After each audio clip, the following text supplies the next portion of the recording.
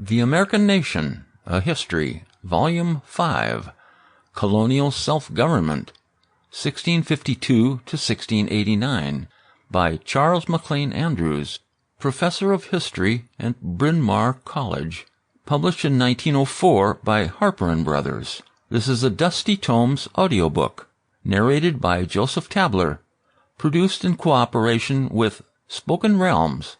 Editor's Introduction.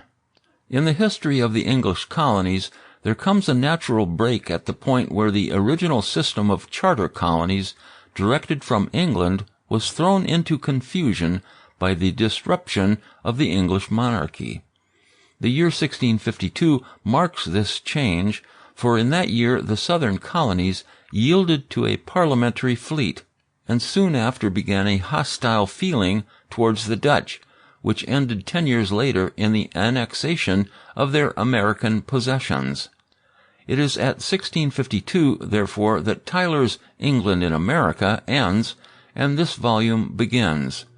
The period is further characterized by the development of a new colonial system, which for a century and a quarter was consistently followed by the English government. Hence, chapters 1 and 2 are devoted to a study of the Navigation Acts and of the administrative councils to which eventually the name Lords of Trade was applied. Upon both subjects, Professor Andrews has found new material and expounds new views. The neglected problem of the execution of the Acts of Trade has been fairly faced, and by delving in manuscript records, Professor Andrews has for the first time been able to disentangle the early Council of Trade and Council of Foreign Plantations. Chapters 3 and 4 describe the territorial and political readjustment in New England and throw new light on the charters of Connecticut and Rhode Island, and the first movement against the Massachusetts charter, subjects which heretofore have been involved in much confusion.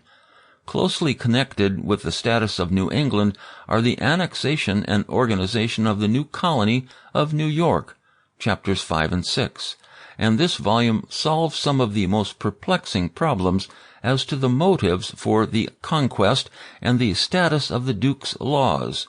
Chapters 7 to 10 deal with the foundation and development of the Jerseys and the Carolinas. Here the English archives have yielded rich material on the underlying motives for these simultaneous colonies, on the personal influences behind them, and on the perplexing questions of territorial claims and transfers. Sample complete. Ready to continue?